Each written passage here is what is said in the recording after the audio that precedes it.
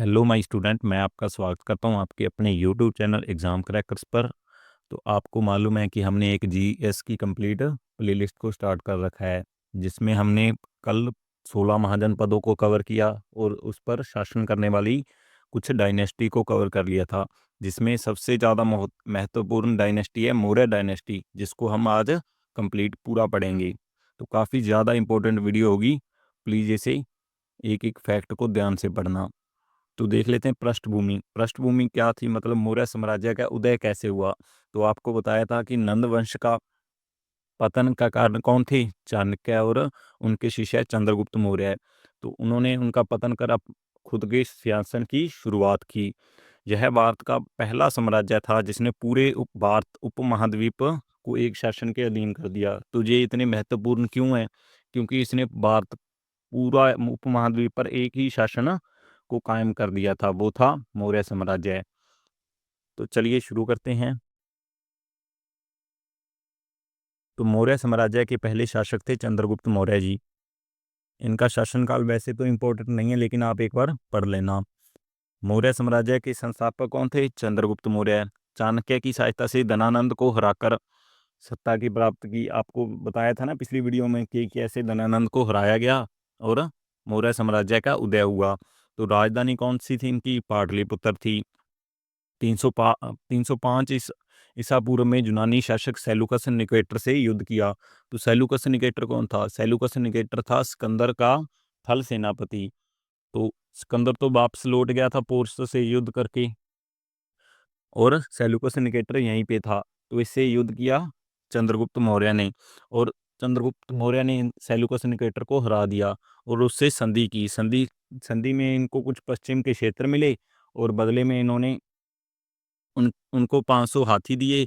और Seleucus Nicator की एक बेटी थी, उसका नाम था हिलियाना, तो उससे शादी कर ली। यूनानी राजदूत मैग्नस्थीज किसके दरबार में आया था, ये आया था चंद्रगुप्त मौर्य के। किसने भेजा था, सेल्यूकस निकेटर ने। तो मैग्नस्थीज कहाँ से आया था, यूनानी दूत था। उसकी पुस्तक कौन सी थी, इंडिका, जिसमें मौर्यकालीन शासन, प्रशासन, समाज, राजधानी पाटलिपुत्र का वर्णन किया गया है। तो हमें मौर्य साम्राज्य के बारे में जानकारी कहाँ से मिलती है, सेलुकस निकेटर की जो दूत था ना मैग्नस थी, उसकी पुस्तक थी एक, इंडिका, वहीं से मिलती है। तो इनका अंत कैसे हुआ, चंद्रगुप्त मौर्य ने जीवन के अंतिम समय में जैन धर्म को अपना लिया। तो पाटलिपुत्र में क्या हो गया था, एक अकाल पड़ गया था, जिसके कारण उन्होंने सब कुछ त्याग कर श्रवणबेलगोला, जो कि कहाँ पे है, कर्नाटक में है, वहां चले गए और भोजन न करने के साथ अपने जीवन को त्याग दिया था। तो नेक्स्ट शासक थे बिंदुसार। तो चंद्रगुप्त मौर्य के पुत्र थे। ग्रीक लेखकों ने इन्हें एमेट्रोकेटस क्यों कहते थे, एमेट्रोकेटस का मीनिंग होता है शत्रुओं का नाश करने वाला, कहा गया था। साम्राज्य का विस्तार दक्षिण भारत की ओर किया। तो ये पहले शासक थे जिसने दक्षिण भारत को भी अपने अंदर जीत लिया था। 16 राज्यों में से 12 राज्यों को जीत लिया था। तो 16 महाजनपद थे, आपको बताया था, इसमें से 12 को जीत लिया था बिंदुसार ने। उसने दक्षिण के क्षेत्र चोल, पंड्या, सातवाहन, केरल को अपने अधीन कर लिया था। बौद्ध साहित्य में इनका नाम सिंहसेन, सिंहनाग भी मिलता है। इसके दरबार में यूनानी राजदूत डेमाकस था और डायनोसिस था। तो आप यूनानी राजदूत जितने भी आएंगे ना इनके दरबार में इंपॉर्टेंट होंगे। जैसे मैग्नेस्थीज आया था, अब डेमाकस और डायनोसिस आ गई। तो नेक्स्ट राजा था सबसे इंपॉर्टेंट, अशोक महान। अशोक महान का कार्यकाल भी आपको याद रखना है। ये गलत लिख दिया है, 269 से 232 ईसा पूर्व तक था। 269 से स्टार्ट था, 269 से। तो प्रारंभिक जीवन कैसा था, बिंदुसार के पुत्र थे, 269 ईसा पूर्व में राजा बने। प्रारंभ में क्रूर थे, काफी महत्वाकांक्षी थे। इन्होंने अपने भाइयों को मार दिया था, उनके साथ युद्ध किया था शासन पाने के लिए। तो चेंज क्या आया इनके जीवन में, चेंज आया कलिंग के युद्ध के बाद। कलिंग का युद्ध कहाँ पे हुआ, जो उड़ीसा में पड़ता है, उस पर आक्रमण कर दिया कलिंग पर अशोक ने। युद्ध में 1 लाख लोग मारे गए और 1-1.5 लाख लोगों को कैदी बना लिया गया। अशोक ने इस नरसंहार को देखा कि इतने लोग मारे गए, तो उसका हृदय परिवर्तन हो गया और उसने बौद्ध धर्म को अपना लिया। बौद्ध धर्म में दम नीति को, युद्ध नीति को छोड़ दिया और दम नीति को अपना लिया। दम नीति में क्या होता है? दम नीति में होता है अहिंसा, सत्य, दया, समान, सहिष्णुता, सभी जीवों के प्रति करुणा।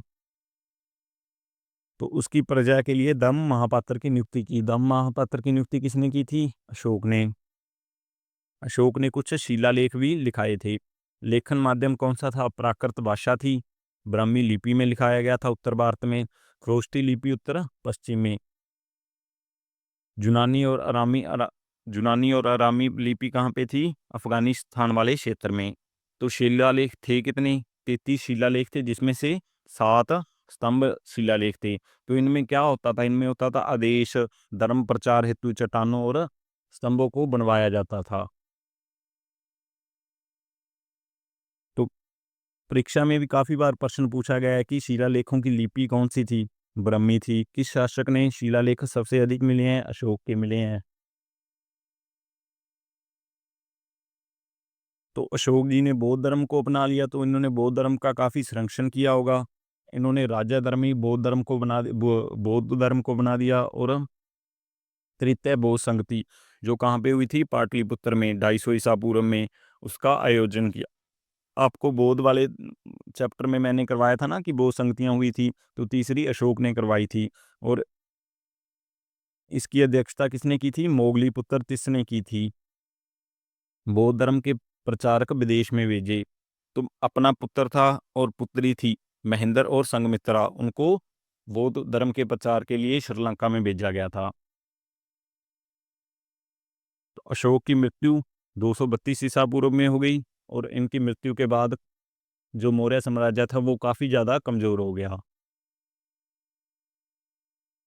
उत्तराधिकारी शासक थे दशरथ, जो क्या थे? अशोक के पौत्र थे। उन्होंने नागार्जुन कोंडा में बौद्ध विहार बनवाया था। बस यही इंपॉर्टेंट है जो इनके बाद पूछा जाता है।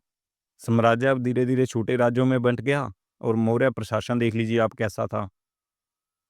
शासक थे संपूर्ण सत्ता स्वामी, यानी कि शासक ही प्रमुख होते थे, वही सारे निर्णय लेते थे। राजधानी पाटलिपुत्र थी।